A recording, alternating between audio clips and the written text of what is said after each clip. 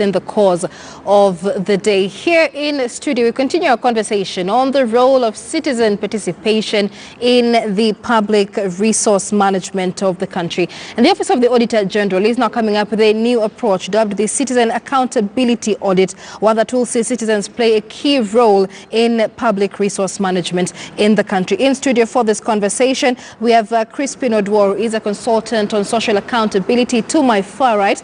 Next to him is Gladwell Atieno, who is the Executive Director at AFRICOG, and last but not least, David Gishana, who is the Deputy Auditor General. Gentlemen, before we took a break, Gladwell raises an important question. And David, I understand that the citizen audit, accountability audit is founded on the premise that accountability can only happen with an involved citizenry. But this is a country that is overburdened by debt as it is. Day in, day out, we have corruption scandals running into billions, even from the top offices, the Ministry of Finance, the National Treasury. Her question is, can we really speak of a public finance management system to begin? That's an important question that Gladwell raises, and I know it is in many minds of Kenyans about the state of affairs in terms of the public finance management system. From where I sit as an auditor, I'll be able to say that, yes, we have a public finance management system, but the functionality of all the components of the public finance management system is what we will question. How do we enforce the system that has been put in place? When we review the systems of public finance, we are able to see that we have very good systems on paper, but we do not have those systems functioning as effective as they would be expected to do to be able to provide the assurance that Kenyans require that their resources are put to the best use and that they are not at risk at any time. And therefore, the involvement of the citizens in tracking their taxes from their pockets into the public coffers back to projects which should be able to deliver services and give goods, public goods for their consumption, is an interesting situation that citizens must embrace and must take on board, and the time is now. All right. Let's speak about that, Crispin. I mean, he says there is a public finance management system. It's just all the components do not quite function. But who then plays a role of oversight on the committees that receive these recommendations from offices like the Office of the Auditor General? The reason why the Office of the Auditor General is coming up with this is actually to rope in citizens in terms of following up on these recommendations that are coming out of the reports. If you read some of these reports, you begin to realize that some of the stakeholders who are actually mentioned and who you can say at times are culprits in these reports are actually those who are mandated by law to actually play oversight and actually do follow-up on the implementation of these reports. Then that begins presenting a challenge. How will they effectively play oversight when maybe they're also mentioned in the same reports? So then, how does the citizen come in to ensure that this is actually followed up? Remember, as we said when you were beginning, the citizen has that power. They can push their representatives who are supposed to play oversight to actually effectively play that oversight. But in instances where they're not doing this, the citizen can actually take it upon themselves to do the follow-up. And this is what then can be done through what we call the social accountability initiatives. The social accountability is actually one of the aspects of democratic accountability, the other one being political accountability. Under social accountability, it's actually about the duty of those who are mandated by government to deliver, for instance, on services and manage resources, to explain their actions or inaction when it comes to delivering on their mandate. And under this then, we have different tools, and the Office of the Auditor General is actually then taking up some of these tools to rope in the citizen in actually pushing and demanding for accountability. Gladwell, let's speak about the fact that we've just passed the budget. and this new system is being rolled out after the budget. So the views of Kenyans really were not really factored in the budget that we're dealing with, as should have been already. But like you mentioned, so much money keeps getting lost. So can we really speak of a public finance management system? Kenyans want to see their assets recovered, money stolen and brought back as it is. Can this system guarantee that? Well, I think on various levels, I'll answer on various levels. As far as the budget that has just been passed, I mean, that's been an extremely problematic process. It's not followed the constitution. Civil society, led by the Institute for Social Accountability, has gone to court because the Division of Revenue Act was not passed before the budget was read, and now we've gone back to court to petition against funds being released by the Controller of Budget, given that process was not followed. So on that level, we already have a serious problem. Now, we've been talking about citizens, and I'd like to add into the mix that the Auditor General's office and Crispin were obviously working also not just with individuals, but with organizations. Right. So when citizens organize themselves, whether it be your local Boda association or your Mama Mbogas or whoever, people have, when they organize themselves, are much more capable of doing these things. So we're not just referring to individuals, and civil society has been collaborating closely with the Office of the Auditor General in developing this framework. And as I said at the beginning, I'd like to commend the Office of the Auditor General for its performance, despite all the odds and all the efforts to curtail the powers of the Auditor General and to make the work of the Office of the Auditor General difficult.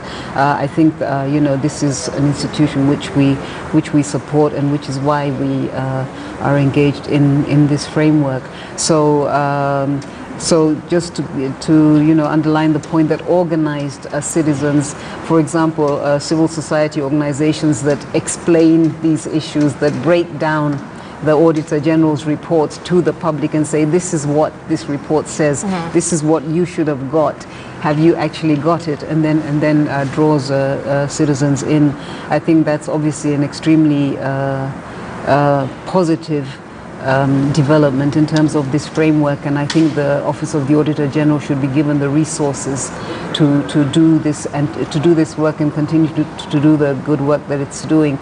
But as I say, we're working in an extremely difficult environment, an extremely an environment that's hostile to accountability, an environment in which you actually have a government behaving in a very predatory manner in large sections of that government. All right, and so I mean that is the issue of citizen forums, that she begins with a face-to-face interaction between citizens and, say, members of parliament or people, institutions involved in different projects, then enables this citizen participation. But David, at the end of the day, Article 35 of the Constitution guarantees the right to access of information, any information really held by the state that is beneficial for Kenyans. Let's talk about this new approach by the Office of the Auditor General, how it's likely to leverage on technology to ensure that Kenyans have fingertip access to this information.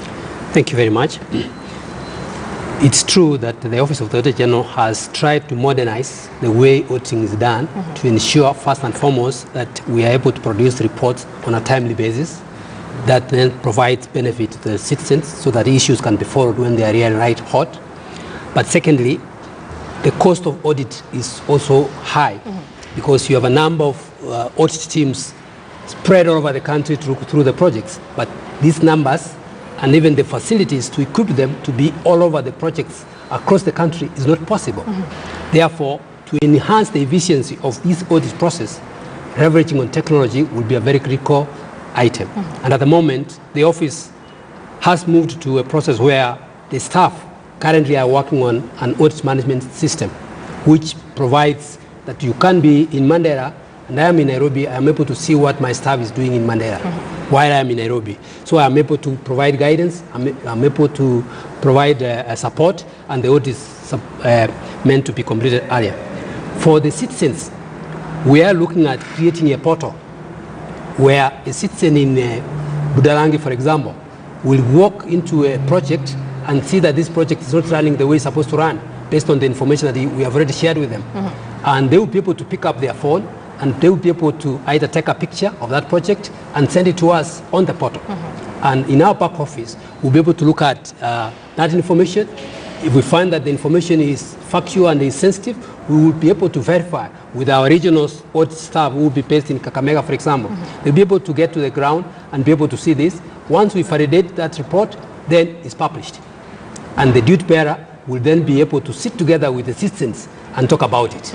And if they talk about it, then it will be an amicable way of finding a solution, right, without waiting for a whole year to go. A financial statement is prepared and the Auditor General comes in. Right. Therefore, we'll be able to provide real-time audits, but also very factual audits, which will create corrective action right at the moment when corrective action is required. All right, Crispin. Yeah, Michelle, Gladwell mentioned something that I found to be very interesting when she said that we are actually operating in an environment whereby there's not much reception when it comes to accountability, right, when you want to actually exert that accountability. And if you look at the approach that the Office of the Auditor General is coming up with, I think it's an approach that's very noble and that would be very, very important for any policymaker. Because one thing we know for a fact is that if we pick, for instance, the Cabinet Secretary for Health, or even the CEC for Health at the county level, they're implementing policies. And these policies actually are targeted at ensuring, for instance, that we realize our aspirations when it comes to the goals, the SDG goals. These particular stakeholders operating in the high offices might be wondering, even as we pump in money through the budget to the health sector, why is it then that our health indicators are not actually changing, they're not improving? There are things that might be happening when it comes to the frontline service delivery level, which is actually impacting on the ability of the citizens to actually uptake these services, which is then negatively impacting on our ability as a country to actually realize those particular development aspirations. So what social accountability does is that government is able to get feedback from the citizen on where the challenges might be in terms of the delivery of that particular service in the health sector, as an example in this particular case, which then informs government policy and even informs government monitoring of service delivery in any particular sector, or even in the management of public resources. So it's an approach that I personally believe that any policymaker should actually embrace, because it actually enhances your ability to deliver on your mandate as a contribution from the citizen. Absolutely. Moving forward, Gladwell, your final comments on this. How are citizens likely to receive this new approach by the Office of the Auditor General, and what do you see coming out of this? Well, I certainly hope that the Auditor General office will have the resources to be able to move around enough and inform people of the existence of this new model. I think if we, again, just to make it real, if you look at what Makueni County and the governor there have done with relatively modest resources, remember we said in the first Jubilee term there were about 6 billion, I think, shillings per county for the development budget, and with 45 billion, say, average per county for the national government, what do you think that Governor Kibwana could do if he had 45 billion shillings to work with? He built a mother and child hospital, 200 bed, for a relatively modest sum of money. So I think once citizens get to know of this, or look at the school that Ken Okoth built in Kibra for a relatively small amount of money, once people become aware of these possibilities and know what they're losing through the wastage and plunder, outright plunder of funds, I think such initiatives would gain their interest. Absolutely. Your final comments, David. It's important to say that we are launching this framework this Friday, which is tomorrow, at the Intercontinental Hotel. We have invited CSOs from across the country because we want this information to go out to each county, because we are looking at both the national government projects and also the county development projects out there, and we need to work together with the citizens to synergize on doing more, using less, because we know the resources are not enough for all the activities that we could wish to achieve. But at the end of the day, the aspirations of Kenyans must be met in terms of public resources being used at the best interest and getting the best outcomes that they deserve. And this process, using the principle of partnership, cooperation, networking and communication, will be able to achieve a lot with this process. All right, many thanks. Therefore, I'm looking forward to the support of Kenyans. Many thanks. That is David Gishana. He is the Deputy Auditor General. Next to him, Gladwell Otieno, who is from AFRICOG there, the Executive Director, as well as Crispin Oduor, who is a consultant on social accountability. The conversation this morning, the role of citizen participation in... This is KTN News.